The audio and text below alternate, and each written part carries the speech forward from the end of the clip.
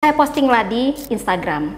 Saya tidak tahu bagaimana caranya akun New Report Indonesia di bawah UNICEF Indonesia, akun bercantang biru itu tiba-tiba DM saya. Saya tidak tahu bagaimana caranya, mereka DM dan mereka minta, boleh tidak foto ini, sekarang saya sudah posting waktu itu, boleh tidak foto ini dipakai untuk kampanyenya UNICEF, kampanye iklim dari UNICEF Indonesia. Jadi saya dengan salah seorang teman yang ada di kantor, dia dari luar tuh dia lari, dia ketok, dia buka pintu, baru kasih mati, baru saya sadar, aduh Tuhan Yesus, dari tadi lagu mengudara dan Catherine lama-lama punya suara, udah apa kami pun mengudara. Dan ini salah satu hal yang mau saya luruskan untuk teman-teman yang sering menganggap penyiar radio tuh intinya dia modal bisa ngomong panjang aja, intinya dia cerewet, dia bisa jadi penyiar radio. No, ketika kamu ada di dalam studio, karena kami, tapi itu tadi karena saya niat belajar dan juga bekal dari ilmu komunikasi, bagaimana caranya kita komunikator bisa berkomunikasi dengan baik dengan komunikan, bikin komunikan kita nyaman walaupun lewat telepon. Dan itu buat saya itu sesuatu yang sangat menarik.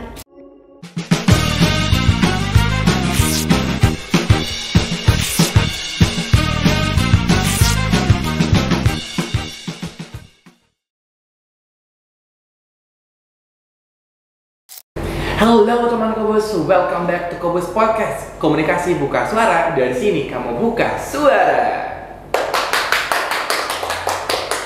Senang sekali hari ini saya Dion Seren kembali menemani teman Kobus semuanya dimanapun berada dalam podcast hari ini. So teman-teman, tema kita hari ini tuh adalah penyiar radio. Berbicara tentang penyiar radio tentu pasti akan selalu berhubungan dengan ilmu komunikasi. Teman-teman sudah bisa tebak siapa narasumber kita pada hari ini? Sudah ya? Oke, langsung saja kita perkenalan dengan salah seorang penyiar juga, cantik tentunya dan juga lagi sibuk dalam penyiaran radio. Halo, selamat sore kakakku. Selamat sore. Aduh, kok kayak saya yang lebih nervous ya? Tarik nafas, gak apa-apa. Oke, tarik nafas dulu. Oke, thank you. Boleh kakak langsung aja perkenalkan namanya?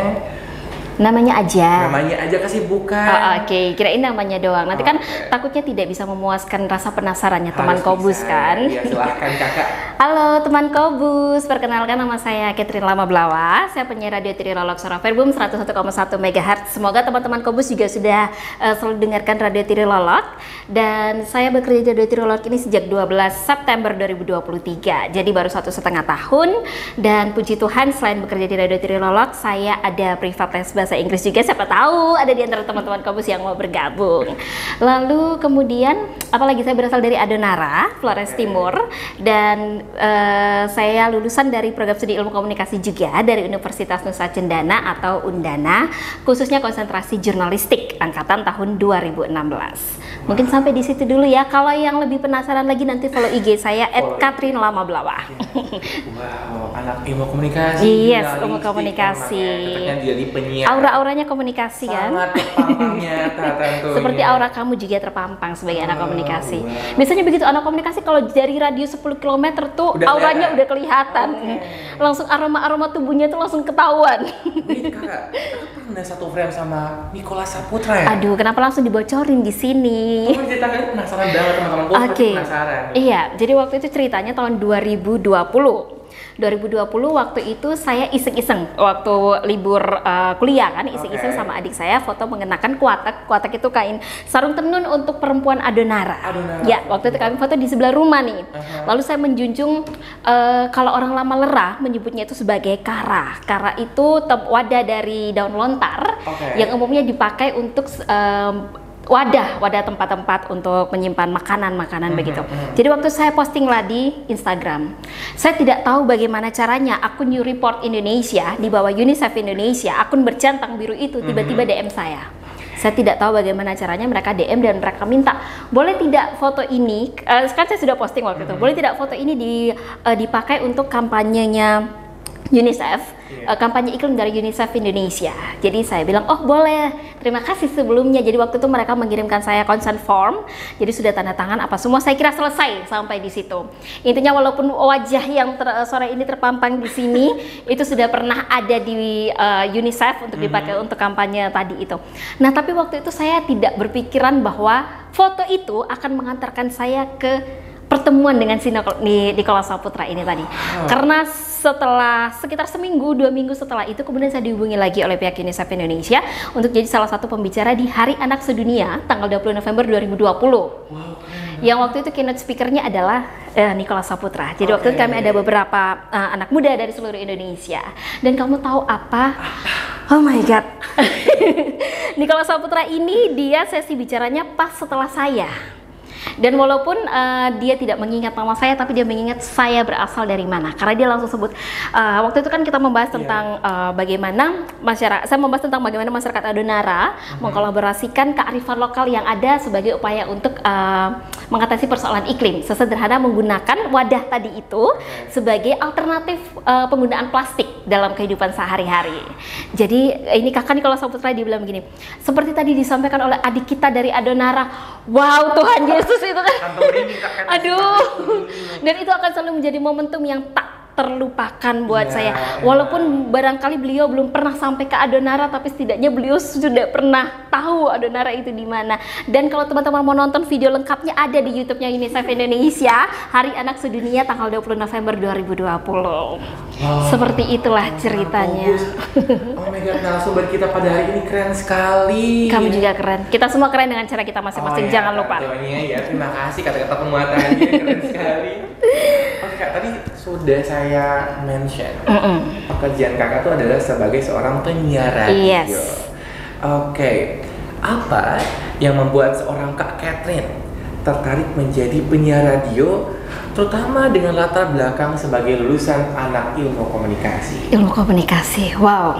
Fun fact-nya di Radio Tirilolok itu untuk saat ini yang menjadi penyiar berlatar belakang ilmu komunikasi itu ada 2 orang. Saya dengan kakak Delvin, beliau lulusan ilmu komunikasi Unwira. Jadi awalnya perkenalan dengan radio itu bermula ketika masih TK. Waktu TK kami ada visitasi ke radio. Saya TK di Surabaya, jadi kami visitasi ke Radio Gelora Surabaya. Dan kamu tahu foto itu saya masih simpan. Dan ketika saya jadi penyiar radio saya nggak teringat. Wow, dijapu banget. 2005 loh itu, 2004-2005. Jadi tapi waktu itu kan kami sebagai anak kecil ya, datang lihat peralatan, lihat kamera, lihat mereka punya mic yang besar-besar, mixer yang besar-besar, kan pasti kayak ini apa sih? Sedangkan anak TK ini kan rata-rata cita-citanya ya kalau ditanya mau jadi apa? Mau jadi guru, dokter, tentara, polisi. Hanya waktu itu kan kita masih TK, jadi kita masih belum tahu kira-kira profesi yang ada tuh apa saja sih. Sebatas itu saja. Dan waktu itu saya juga tidak benar-benar memahami, oh ternyata ada ya profesi namanya penyiar radio. Pada saat kuliah ilmu komunikasi, memang saya punya tujuan kuliah ilmu komunikasi itu orientasinya kepingin jadi jurnalis. Karena saya I really want to be a journalist since I was sekitar berapa tahun ya, waktu itu kelas 4 SD 2007, 10 tahun. Since I was 10 years old, saya tuh kepingin sekali untuk menjadi seorang jurnalis. Nah, tapi ada satu fun fact lagi. If I were a boy, kalau saya laki-laki, saya tuh akan jadi imam SPD. Ini salah satu fun fact dan ini saya sering share ke teman-teman saya yang peraturan SPD. Mungkin karena memang sudah sering bergaul dengan rekan-rekan yang dari SPD, melihat bagaimana karya kerja mereka, jadi kemudian tertarik. Nah, jadi karena waktu masih remaja kan juga tidak tahu bahwa SPD itu untuk kongregasinya biarawan, kan tidak tahu, hanya tahu saja bilang, oh kayaknya SPD ini keren. Tapi karena setelah beranjak dewasa dan saya kemudian mengetahui bahwa SPD itu kongregasinya kongregasi biarawan, kemudian saya tertarik, oke, walaupun tidak bisa menjadi SPD, bagaimana kalau saya menjadi the part of SPD dengan cara yang lain. Tapi waktu itu juga saya tidak tahu kalau radio tempat saya bekerja saat ini, Radio Tirilolok, adalah radio SPD. Saya tidak tahu loh, ini kayak cara semesta bekerja kali ya, cara semesta bekerja. Karena setelah saya lulus, kemudian Radio Tirilolok membuka lowongan, saya jadi merasa tertantang. Kayaknya kalau jadi penyiar keren ya, apalagi walaupun waktu itu intensitas untuk mendengarkan radio itu tidak sesering yang sekarang, tapi kan setidaknya kalau ke kami kuliah ilmu komunikasi, kita kuliah ilmu komunikasi, kalau kami jurnalistik, kami dapat jurnalistik siaran, setidaknya kami dapat dasar-dasar lah dunia siaran itu seperti apa. Kami belajar psikologi komunikasi, dan itu yang menurut saya juga sesuatu yang sangat penting ketika kita menjadi seorang penyiar. Kalau seperti misalnya kita penyiar itu, kalau saya secara pribadi di radio tugas saya 2. Selain sebagai penyiar, saya sebagai host, sama seperti kamu. Yes. Jadi kami juga ada program talk show, tapi juga kami ada program siaran yang baik itu siarannya monoton, monolog siaran sendiri, maupun yang interaktif dengan para pendengar. Nah, psikologi komunikasi bekerja sangat baik untuk saya secara pribadi di situ. Karena bagaimana caranya saya bisa berusaha untuk tetap merasa nyaman lah untuk berkomunikasi dengan para pendengar kami. Walaupun secara psikologi kadang tuh kamu tahu kan kalau mau menjadi penyiar atau mau menjadi host itu kita kan kadang moodnya tuh tidak sampai di satu titik yang itu sebenarnya titik mood yang baik. Tapi kita harus berusaha untuk bisa menghandle itu, mengelola itu profesional. Wow, I like your language. Padahal tadi tidak kepikiran dalam kepalaku ada bahasa profesional. Teman-teman Kobus, hari ini tuh obrolannya akan asik banget ya. Asik banget. Karena seorang Kak Catherine juga memberikan pengalaman dan juga hal-hal yang mungkin bisa menjadi ilmu baru untuk kita semua. Terkhusus buat teman-teman Kobus yang sedang belajar dalam jurusan ilmu komunikasi. Iya, dan siapa tahu ada juga yang mau jadi penyiar radio. Asik loh jadi penyiar radio. Nanti kita akan ngobrol lebih lanjut kan, asiknya di mana. Oke, Kak Catherine. Kak Catherine pasti punya pengalaman pertama sebagai seorang penyiar. Bisa ceritakan pada teman Kobus di rumah atau dimanapun berada, rasanya pertama kali memulai siaran. Oke, wow. Jadi waktu saya pertama kali masuk di Radio Tirololok, saya tidak siaran sendiri. Of course harus training lah, ikut-ikut sama teman-teman penyiar yang sebelumnya. Oh, begini caranya. Dan ini salah satu hal yang mau saya luruskan untuk teman-teman yang sering menganggap penyiar radio tuh intinya dia modal bisa ngomong panjang aja. Intinya dia cerewet, dia bisa jadi penyiar radio. No. Ketika kamu ada di dalam studio, karena kami tuh kalau kami siaran, kami sekaligus jadi operator sendiri loh. Kami harus mengoperasikan satu mixer besar, satu mixer kecil. Kami harus tahu kalau ada penelpon tekan tombol yang mana. Kalau penelponnya sudah selesai harus matikan tombol yang mana. Dan itu saya kalang kabut waktu pertama kali masuk. Iya. Berarti emang sebagai seorang penyiar tuh harus bisa menjadi operator juga. Yes, of course, menjadi. Kalau siarannya sendiri ya, kalau siarannya sendiri. Jadi kayak waktu pertama itu saya bingung, kayak saya harus hafal ini tombol yang mana untuk nyalakan, saya punya mic, tombol yang mana untuk nyalakan lagu, tombol yang mana untuk nyalakan penelpon. Jadi pertama tuh itu menjadi salah satu tantangan. Nah, 1 minggu setelah itu ada program, kami kan punya satu programnya yang khusus untuk anak-anak muda, generasi Z bicara, Gen Z bicara, itu talk show. Jadi pada waktu itu saya diminta oleh Patir direktur kami, Patir Dismas Longinus Maok SVD, untuk menjadi host. Jadi itu baru seminggu loh, dan sedangkan saya siaran saja tuh belum yang betul-betul siaran. Jadi saya hanya duduk untuk lihat mereka, perhatikan dulu cara kerjanya bagaimana, pemanasan. Belum yang benar-benar siaran. Jadi first time baru kamu tahu apa narasumber pertama aku adalah anak seminari. itu sesuatu yang sangat menantang sekali buat saya, kayak kenapa harus anak seminari ya jadi narasumber pertama? Nggak boleh kayak gitu kan? Kalau anak-anak yang berhubungan dengan seminari. Mungkin ya memang itu cara Tuhan untuk membuat cara Tuhan bekerja. Kalau Tuhan tahu kamu ini kan bergaulnya sama seminaris, jadi saya kasih kamu seminari deh, anak-anak seminari. Jadi dari situ mulai belajar pelan-pelan. Lalu kemudian ada momentum-momentum yang keliru.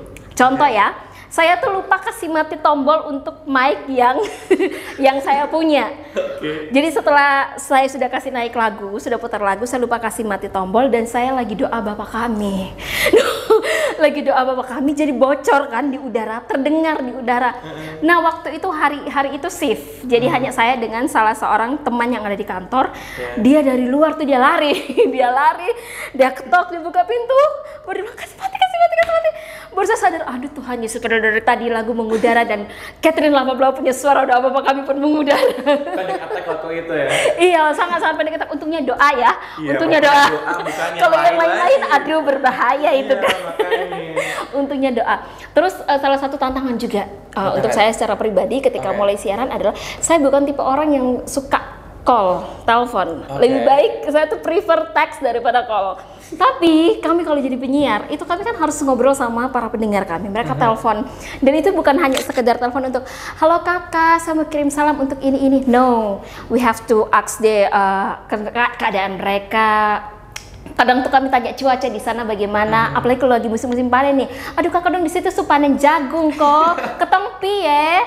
Nah kayak begitu, itu kan sesuatu yang bukan saya sekali. Kalau telepon, beda kalau kita ketemu langsung. Tapi itu tadi karena saya niat belajar dan juga bekal dari ilmu komunikasi, bagaimana caranya kita komunikator bisa berkomunikasi dengan baik dengan komunikan, bikin komunikan kita nyaman walaupun lewat telepon. Dan itu buat saya itu sesuatu yang sangat menarik. Kita tidak kenal mereka, kita tidak melihat mereka, kita tidak tahu mereka tuh orangnya seperti apa, tapi kita merasa nyaman ketika mereka telepon dengan kita. Dan kamu tahu, sorry agak lama, kalau kami Radio Trilolog itu kami punya ikatannya sangat kuat dengan fans kami. Kami ada Trilolog Fans Club yang setiap bulan tuh ada pertemuan. Saya masuk sih. Oke, thank you. Ada Trilolog Fans Club sebulan ada pertemuan, dan kami juga melakukan kunjungan ke fans-fans kami yang berada di luar kota Kupang. Terakhir kemarin kami ke Eteta. Iya, Eteta itu di Kecamatan Sulamu, Kabupaten Kupang. Dan itu kami itu belum pernah pergi ke Eteta, belum pernah tahu. Tapi first time mengandalkan kamu tahu apa Google Maps. Untungnya kita hidup di era yang sudah lebih maju kan. Jadi kami tetap punya engagement, kayak kalau kami keluar daerah kemana begitu, kami usahakan juga untuk bertemu dengan fans-fans kami yang ada di sana. Awalnya memang berat, susah, mempelajari teknis, mempelajari bagaimana mengatur mood itu sesuatu yang sangat susah. Sebagai seorang penyiar, saat kita sedang tidak mood, saat kita sedang ngantuk sekali, tapi kita harus tetap siaran, suara kita harus tetap terdengar baik-baik saja di udara. Bahkan saat momentum kamu ingin menangis, tapi kamu harus tetap siaran, bagaimana caranya kamu bisa berusaha. Kadang tuh ada momentum-momentum yang saat saya kasih naik lagu saya nangis. Karena memang itu pada posisi yang memang sedang sangat down. Setelah itu lagu turun, mic naik, harus tetap terdengar baik-baik saja lagi. Wow, ini itu iya, ya? dan itu apa ya? Kalau teman-teman mau belajar cara seperti itu, belajarnya di penyiar radio sih. Dan saya yakin I'm not the only one yang melakukan hal yang seperti itu. Teman-teman penyiar lain juga pasti ada lah. Kita manusia ya. Ada momentum-momentum di mana kita sedang down dan kita sebenarnya pengen sendiri, pengen tidak untuk ketemu siapa-siapa. Tapi justru di saat-saat seperti itu, kadang tuh mereka tuh telepon kayak, kita lagi down ini, Kak Catherine suruh makan kok. Kayak kita sendiri saja tuh tidak ingat untuk makan. Tapi pendengar kita tuh mengingatkan, pendengar kita tuh mengingatkan untuk makan. Kak Catherine pulang jangan lupa makan. Sorry, kemarin tuh aku tuh pernah punya pengalaman untuk teleponan sama penyiar radio Trilolog juga. Dan itu kayak salah satu hal yang paling menarik, karena emang dari semua radio yang berkembang dan juga muncul di NTT, khususnya Kota Kupang, hanya Radio Trilolog yang membuka sequel untuk bisa menerima telepon dari pendengar ya. Iya, kalau sekarang iya radio-radio lain juga sudah mulai banyak. Iya. Karena kami memang radio swasta pertama di Kota Kupang tahun 1987, dan puji Tuhan 37 tahun terus mengudara. Dan ikatan yang kuat antara kami dan juga para pendengar kami itu sesuatu yang spesial untuk kami para penyiar.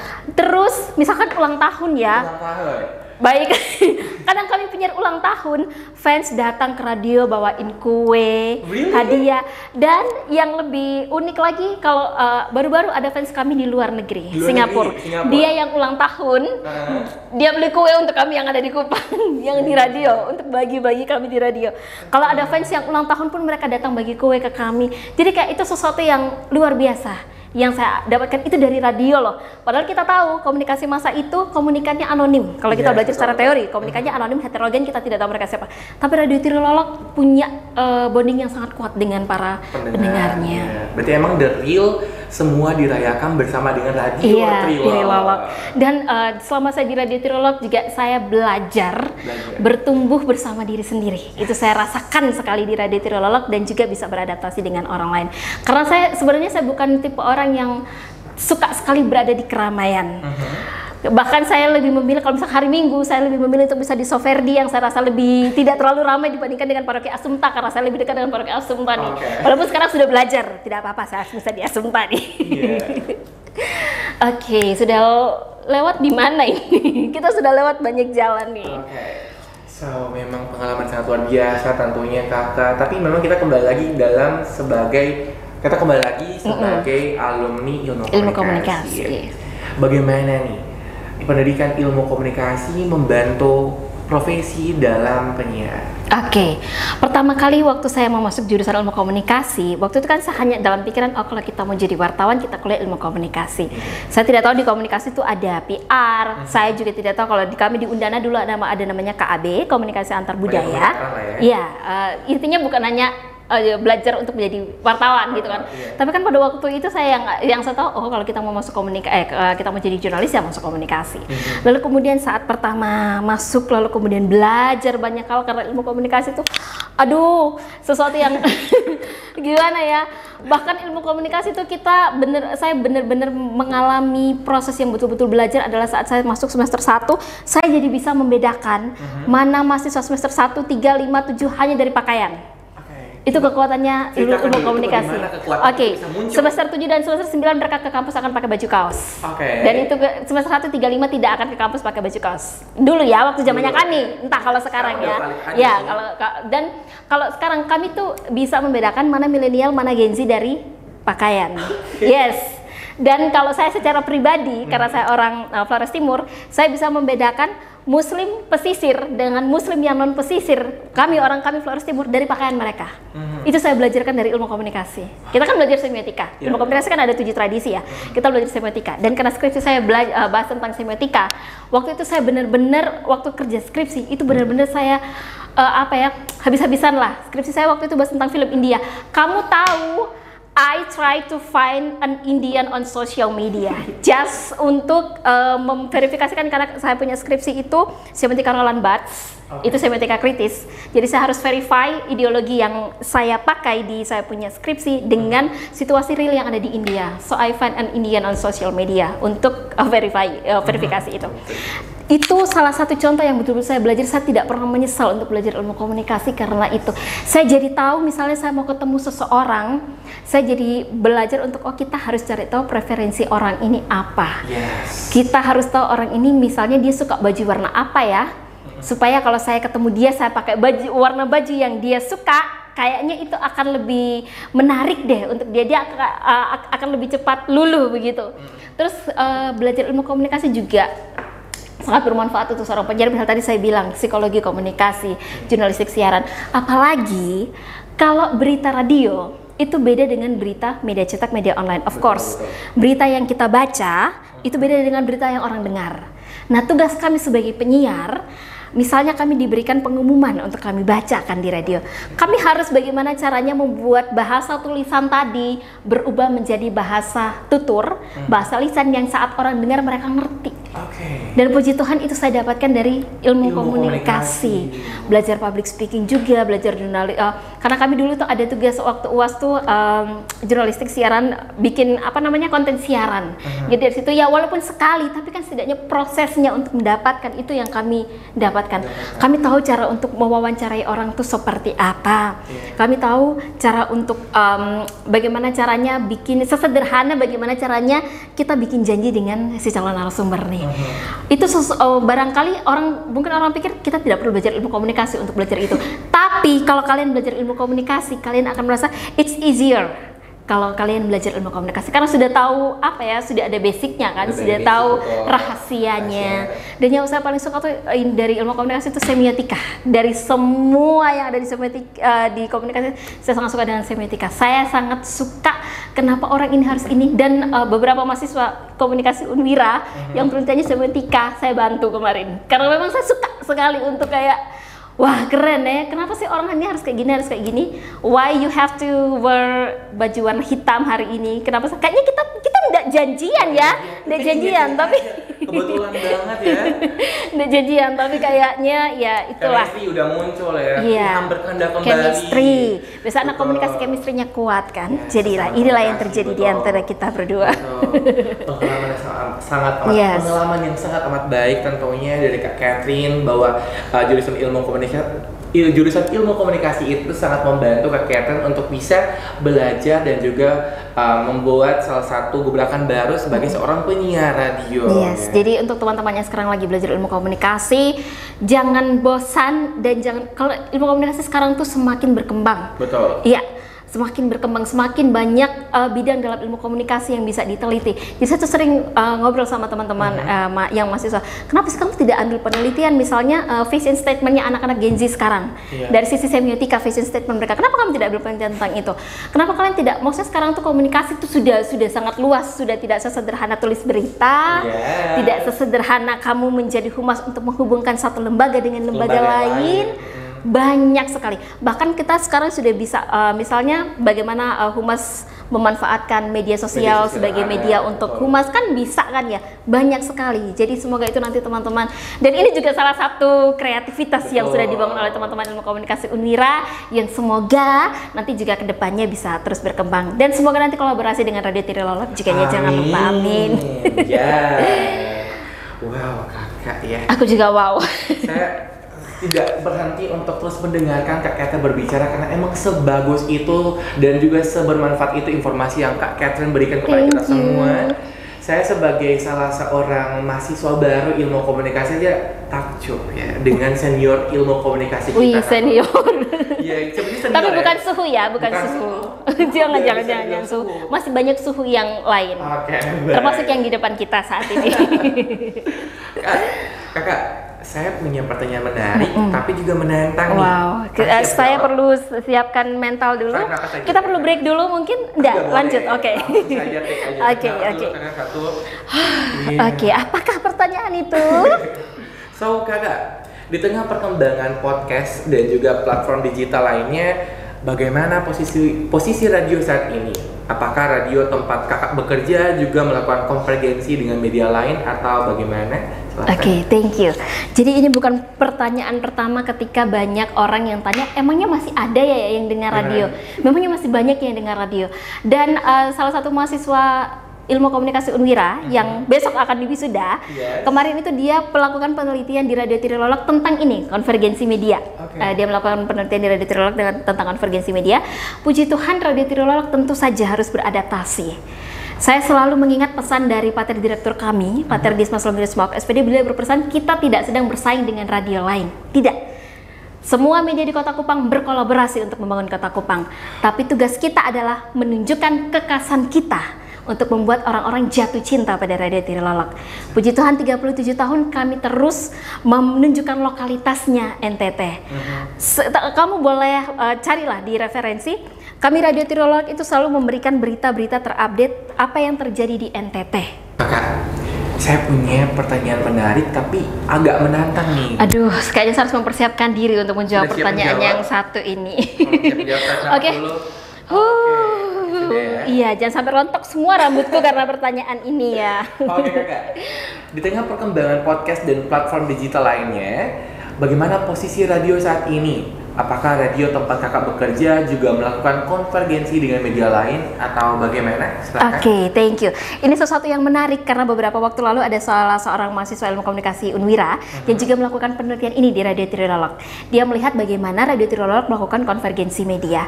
Kami menyadari bahwa kami itu tidak bisa terus-menerus dengan satu pola yang sama. Tentu saja, zaman terus berkembang. Kami sekarang bisa didengarkan melalui live streaming tiriloloknews.com. Kami juga di acara talk show, kami live YouTube seminggu 2 kali di program Genset Bicara setiap hari Rabu, lalu juga di program Viral NTT di setiap hari Sabtu. Dan kami juga tidak menutup kemungkinan untuk mitra-mitra yang ingin melakukan talk show di radio kami, membahas isu apapun itu juga disiarkan melalui live YouTube. Kami juga sekarang sudah ada media sosial, baik itu Facebook, Instagram, TikTok, lalu juga sekarang kami penyiar-penyiar, kalau siaran tuh kami sering untuk live TikTok. Dan puji Tuhan itu tuh sangat bermanfaat kami rasa, karena ternyata banyak sekali orang-orang NTT di tanah rantau yang mereka tuh kangen Kupang dan mereka tuh meluapkan rasa kangennya itu dengan dengar Radio Tirilolok. Banyak banget yang saat kami live terus mereka bilang, aduh dulu waktu masih tinggal di NTT tuh sering dengar Radio Tirilolok. Apalagi kami kan di setiap pagi jam 8 sampai jam 9 itu acara-acara untuk putar lagu-lagu daerah. Jadi saat kami live di jam begitu, banyak sekali yang perantau-perantau di luar negeri itu bilang, kakak kakak boleh minta lagu dari daerah Soekok, ini mau rindu kampung nih kakak, mau dengar lagu dari Bajawa nih kakak, rindu kampung. Tapi sesuatu juga yang selalu kami pegang adalah apa yang disampaikan oleh Pater Direktur kami, Pater Dismas Longinus Mawak SPD. Beliau selalu mengingatkan kami bahwa Radio Trilolog kami tidak sedang bersaing dengan media lain yang ada di Kota Kupang. Semua media di Kota Kupang, baik itu media elektronik, media digital, media cetak, semua berkolaborasi untuk membangun Kota Kupang menjadi jauh lebih baik. Tugas kami adalah membuat Radio Trilolog itu punya ciri khas yang membedakannya dengan media-media lain yang membuat orang tuh jatuh cinta. Kayak saat mereka, kami harus cari dengar-dengar lagu daerah, oh dengarnya di Radio Trilolog.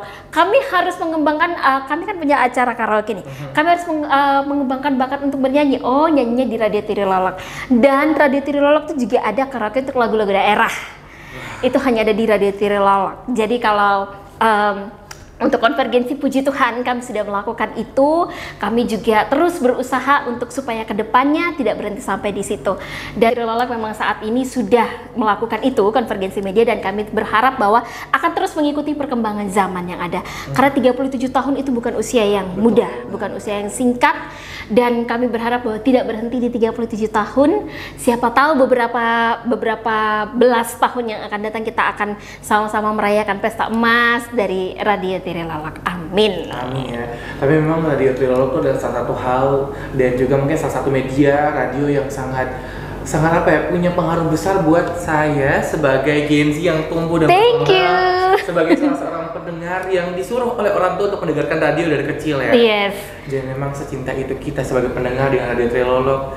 Dan secinta ini juga saya mendengarkan dan juga berbicara dengan salah seorang penyiar radio dari Trilolog ya. Ini belajar dari senior-senior juga yang memang sudah beberapa sudah berpulang dan juga yang lain sudah pensiun. Begitu. Oh iya, satu lagi. Hal yang juga sangat asik kalau kita sebagai penyiar radio, saya tuh sering sekali kalau pergi kemana-mana, mau makan lah atau mau belanja lah atau mau pergi kemana, kalau orang tanya bilang kakak kerja di mana, di Radio Trilolog, di Verbum ya, iya. Aduh kakak dulu ketong kecil tuh ketong nyanyi di Radio Trilolog, itu kan kayak sesuatu yang membanggakan ya.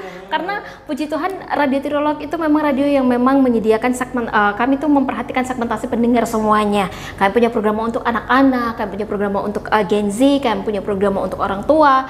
Jadi semuanya tuh dihimpun lah di Radio Trilolog, dan tidak banyak radio yang ada di Kota Kupang, media di Kota Kupang yang memperhatikan itu, memberikan ruang untuk anak-anak. Yes, of course. Saya salah satu teman-teman yang pernah bergabung dalam salah satu bagian dari Radio Trilolog itu, yaitu nyanyi di depan nyanyi di radio. Sekami. Acara Sekami. Wow. Sekarang Sekami udah jadi OMK. Sudah jadi OMK. Tugasnya adalah melahirkan Sekami baru. Iya kan, nanti kan melahirkan Sekami baru. Jangan berhenti di OMK saja. Tugas saya juga sih sebenarnya. Iya, emang ya. Tugas kita sama-sama ya. Tugas kita sama-sama. Oke, Kak Catherine ya. Kita tahu kan soal masalah Gen Z, saya Gen Z dan juga kakak sebagai seorang milenial ya sekarang.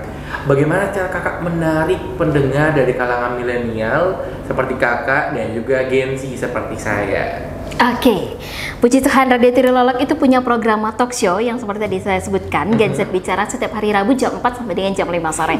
Jadi kami mengundang anak-anak muda inspiratif yang ada di Kupang, juga anak dari sekolah SMA yang ada di Kupang, atau juga dari komunitas, dari organisasi, anak-anak muda yang karena kayak gini, saya melihat secara pribadi dan juga kami Radio Trilolog melihat bahwa kadang-kala tuh kita ada gap antara baby boomers, milenial dan juga Gen Z. Karena kadang baby boomers menganggap milenial dan Gen Z itu sebagai anak kemarin sore. Anak yang tidak tahu apa-apa. Apa sih dong siapa sih? Dong baru lahir kemarin dong tahu apa sih? Nah, bocil ya? Iya, bocil. Padahal sebenarnya anak-anak berprestasi ini adalah anak-anak yang harus kita berikan ruang. Jadi di program Gen Z Bicara mereka berbagi cerita mereka berbagi inspirasi mereka. Dan puji Tuhan selama 1,5 tahun, setiap hari Rabu, kamu bayangkan selama 1,5 tahun, saya bertemu dengan anak-anak muda kreatif dari seluruh Kota Kupang yang punya cerita-cerita yang buat saya itu menjadi bekal yang sangat bagus untuk masa depan Nusa Tenggara Timur. Dan dan puji Tuhan beberapa di antara mereka yang kemarin waktu SMA ya, sekarang sudah ada yang kuliah di ilmu komunikasi. Puji Tuhan, sudah ada yang, karena waktu itu mereka tanya, kakak kuliahnya di jurusan apa sih? Oh, ilmu komunikasi. Satu yang saya baru tahu, kemarin kan pengumuman SNPB ya, SNBP, dan satu juga masuk di komunikasi. Waktu itu memang saya ingat dia tanya, ada beberapa saya punya narasumber yang walaupun saya tidak ingat namanya siapa, tapi saya selalu ingat apa yang mereka sampaikan di radio. Jadi kalau misalkan pertemuan berikutnya saya ketemu dengan narasumber lain dan apa yang dia sampaikan relate dengan yang sebelumnya, saya akan tarik dari situ, saya bawa ke dia. Oh kakak benar, kemarin tuh ada narasumber yang dari sekolah ini, mereka bilang begini-begini loh. Dan itu menurut saya sesuatu yang sangat menarik. Kami, moto Radio Trilog adalah we are the voice of the voiceless. Kami menjadi suara bagi mereka yang tidak bisa bersuara, termasuk bagi generasi Z yang barangkali sampai saat ini masih dianggap sebagai generasi yang tidak tahu apa-apa. Kamu pasti tahu banyak sekali stigma tentang Gen Z. Betul. Gen Z itu malas, Gen Z itu kemudian yes of course. Gen Z itu generasi yang cengeng, generasi yang tidak bermental baja dan lain sebagainya. Padahal memang setiap generasi dengan tantangannya masing-masing. Kita tidak bisa mengungkiri, tidak bisa menolak juga baby boomers lahir dengan masa yang seperti itu. Dan kita milenial, kita Gen Z lahir dengan masa yang seperti ini, bukan untuk berkompetisi, tapi berkolaborasi. Disitulah letaknya Radio Trilog, menghadirkan ruang bagi anak-anak muda untuk berbagi cerita, berbagi inspirasi, supaya bisa berkolaborasi dengan generasi-generasi yang lain. Sekali lagi, kita tidak sedang berkompetisi, kita mau membangun Kota Kupang dan NTT menjadi lebih baik. Seperti itu. Keren banget. Memang Radio Trilog ini tuh mengedepankan visi misi kolaborasi. Iya, kolaborasi antara setiap angkatan generasi yang ada. Setiap generasi yang ada. Super keren emang. Tadi motonya apa tadi? We are the voice of the voiceless. Menjadi suara bagi mereka yang tidak bisa bersuara. Keren banget. Memang itu kesempatan buat setiap Gen Z yang ada untuk terus mengembangkan apapun minat dan bakat mereka. Dan juga dapat dibagikan melalui Radio Trilog. Dan puji Tuhan, kayaknya kamu akan menjadi salah satu kandidat ya, boleh ya, kandidat. Ini menjadi salah satu bentuk kolaborasi kita nantinya. Setelah saya kesini gantian, kamu yang kesana. Akan kutarik kamu kesana. Radio Trilog X Kobus Podcast. Wow. Oke kakak, ini kita bahas tentang trik khusus nih. Kan saya pengen jadi seorang penyiar atau mungkin host yang super wow seperti Kak Catherine. Kak, bagikan untuk saya trik khusus dari Kak Catherine ya untuk menjadi salah satu host yang baik seperti mungkin dalam program Kobus Podcast hari ini. Thank you. First, ini sering terjadi kalau saya posting konten di TikTok, banyak yang minta, Kak boleh tidak kasih tips begini. Saya seseorang yang selalu percaya bahwa setiap kita itu punya, kita semua tuh keren dengan cara kita masing-masing. Dan salah satu hal yang selalu saya sampaikan kepada teman-teman, don't try to copy others. Kesalahan terbesar kita adalah ketika kita mau meniru orang lain. Kayak saya suka nih sama gayanya si A misalnya. Saya kepingin untuk jadi presenter seperti si A, tapi kita lupa untuk menciptakan kekhasan kita sendiri. Nah, cara untuk menjadi host yang baik, memang kamu pasti punya caramu sendiri. Bukan pasti, you have to make your own kekhasan kamu sendiri. Kamu harus bikin itu sendiri. Tapi kalau saya secara pribadi, selama saya belajar selama ini, salah satu kunci adalah menjadi penyiar yang baik, menjadi host yang baik adalah menjadi pendengar yang baik. Dan itu sangat bermanfaat untuk kehidupan pribadi kamu. Kadang saya berada pada situasi yang saya down, saya sedang berada pada titik rendah, lalu saya mengingat lagi, waktu itu saya pernah siaran sama si A, dia bilang begini. Wah, kayaknya itu karena kita mendengar. Salah satu persoalan itu adalah di kebanyakan orang ya, bukan hanya mau menjadi penyiar. Kita tuh cenderung mendengarkan orang lain dengan intensi untuk membalas, bukan untuk benar-benar mendengarkan dan memahami. Kadang kita dengar teman-teman kita lagi presentasi di depan, kita tuh kayak dengar untuk nanti beta akan tanya ini nih.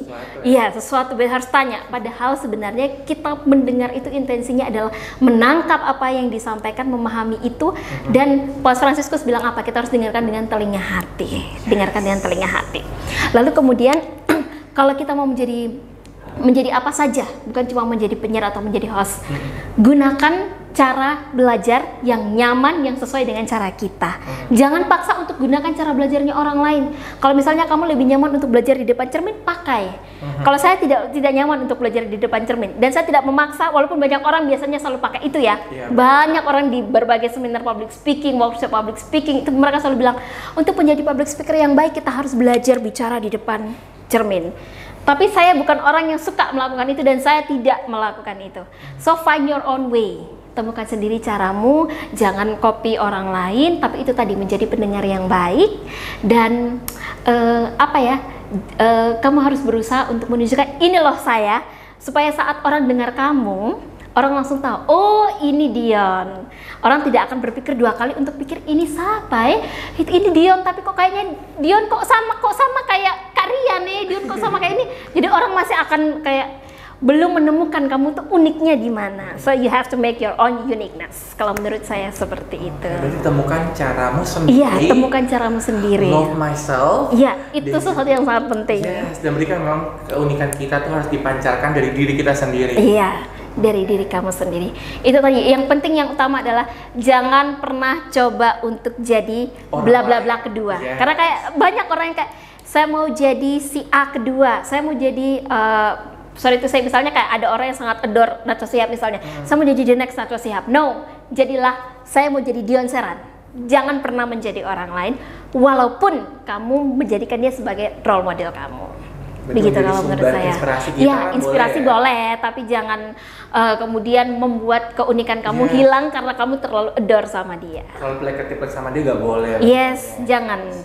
Karena kan kita diciptakan dan keunikan kita masing-masing. Betul. Oke, Kak. Oke.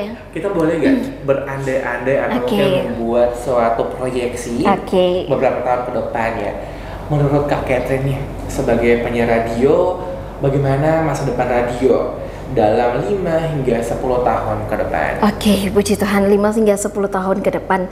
Radio ini kan media arus utama. Yes. Dia media massa yang memang sampai saat ini, puji Tuhan, orang-orang NTT masih banyak dengar radio. Kita jangan terpaku dengan Kota Kupang saja ya. Kita ke pelosok-pelosok, banyak sekali orang yang mendengarkan radio. Termasuk Radio Tirilolok.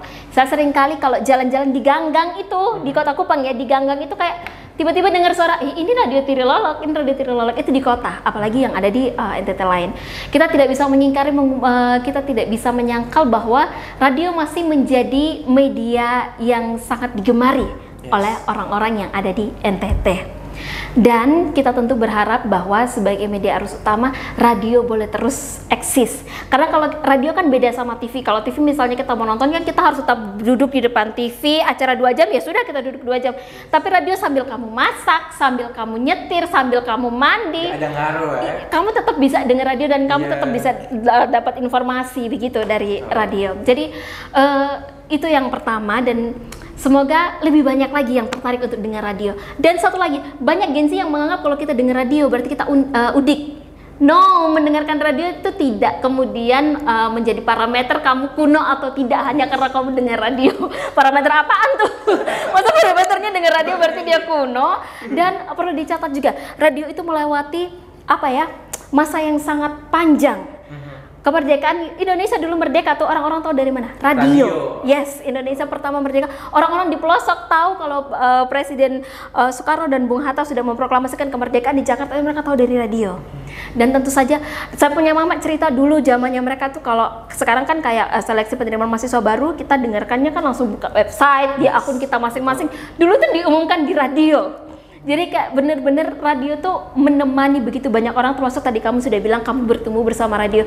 Saya bertemu dengan banyak orang yang juga mengakui hal yang sama. Kami bertumbuh bersama dengan radio.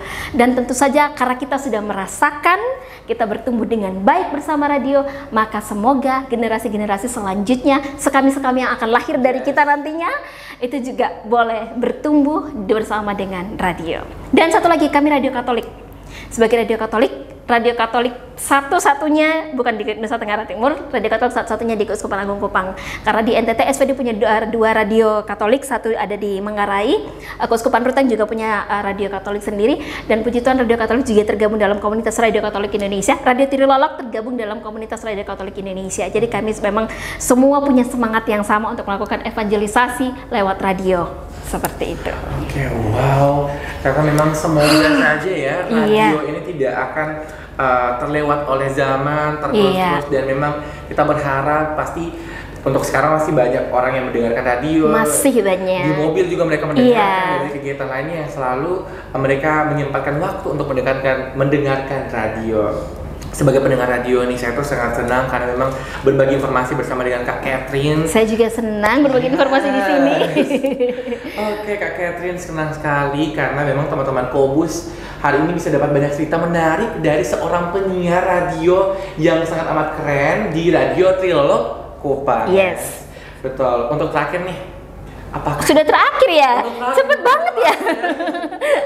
Bisa ditambah tidak durasinya? please deh, boleh ya. Oke. Untuk terakhir ini Kakak, apakah Dion bisa sekali lagi minta saran untuk teman-teman Kobus di rumah atau dimanapun berada yang ingin menjadi penyiar seperti Kakak? Oke, wow. Kalau minta saran di saya barangkali itu sesuatu yang apa ya? Kalau minta saran di senior, oke lah, yang sudah bertahun-tahun menjadi penyiar, saya 1,5 tahun menjadi penyiar. Tapi intinya begini, kita siaran, kita menjadi penyiar radio, barangkali teman-teman banyak yang mira karena kita sendirian, karena kita hanya ngomong sendiri, jadi itu sesuatu yang biasa aja. Perlu diingat, perlu dicatat, suara kita tuh didengarkan oleh banyak orang. Kita tidak tahu yang dengar itu, kita tidak semuanya tahu. Walaupun kami juga tahu kayak karena Radio Trilolog ada fansnya, ada data radionya, kami tahu siapa saja yang mendengarkan.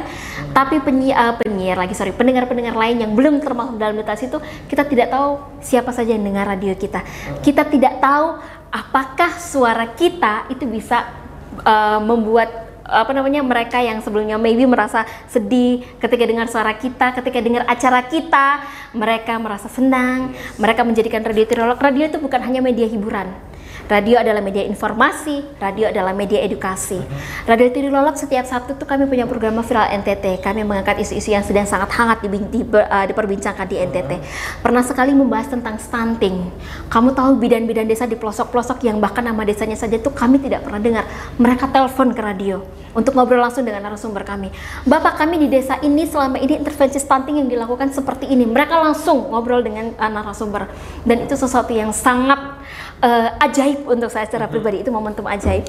Jadi buat saya, kalau teman-teman jangan pernah takut untuk menjadi penyiar radio, dan jangan pernah memikirkan juga, jangan takut berarti bukan berarti jangan menyepelekan. Jangan menyepelekan, karena saya tuh terlalu sering bertemu dengan orang-orang yang menyepelekan profesi penyiar radio karena dianggap intinya dia ngomong aja. Dikira ngomong-ngomong begini nih juga tidak ada bekal. No, sebelum seperti kamu nih, sebelum kita ketemu pasti kamu ada research dulu kan. Yes. Narasumbernya siapa? Kak Catherine itu siapa sih? Begitupun yang juga kami lakukan di radio. Sebelum kami melakukan talk show, kami research dulu. Oh, narasumber kami ini, research datanya juga. Iya, kalau kita membahas tentang stunting harus tahu prevalensi stunting di NTT ini seperti apa. Jangan sampai justru kita yang tidak bisa memandu narasumber kita. Itu sesuatu yang fatal. Jadi itu saya tidak tahu yang keberapa, tapi untuk teman-teman yang memang mau jadi penyiar radio, jangan takut dan juga jangan menyepelekan. Ilmu komunikasi kami Radio Trilolog juga tentu saja memberikan ruang, kesempatan buat teman-teman ke depannya. Karena puji Tuhan, teman-teman dari ilmu komunikasi banyak yang sudah magang di Radio Trilolog. Baru-baru ini kami melepas 6 mahasiswa di 27 Februari kemarin. Kami melepas 6 mahasiswa dari Unwira. Dan tentu saja kami membuka kesempatan lagi untuk teman-teman dari ilmu komunikasi Unwira untuk bergabung di Radio Trilolog. Dan teman-teman yang magang di kami, selain mereka ikut liputan, mereka juga ikut siaran. Yes, dan mereka ikut nyanyi di acara karaoke, mereka ikut siaran untuk acara anak-anak, baca cerita untuk anak-anak, dan itu sesuatu yang tentu saja kita harapkan tidak berhenti sampai di sini, tapi tentu ada kelanjutannya lagi. Dan untuk teman-teman juga kalau mau jadi penyiar, jangan satu juga, saya lupa, banyak orang yang menganggap penyiar itu suka buat suara. Sering nih saya ketemu sama orang-orang yang kayak gitu. Wih, ini satu kayak awal-awal saya siaran ya, kayak ada yang tiba-tiba chat ke nomor pribadi gitu, jangan bikin-bikin suara. Bukan bikin-bikin suara, memang kami beradaptasi saja, karena kalau kita ngomong biasa beda saat kita sudah di dalam ruang siaran. Itu sih kalau bukan tips ya, bukan saran juga, maksudnya apa yang saya alami dari pengalaman saya yang semoga bisa dibagikan, bermanfaat juga buat teman-teman. Begitu.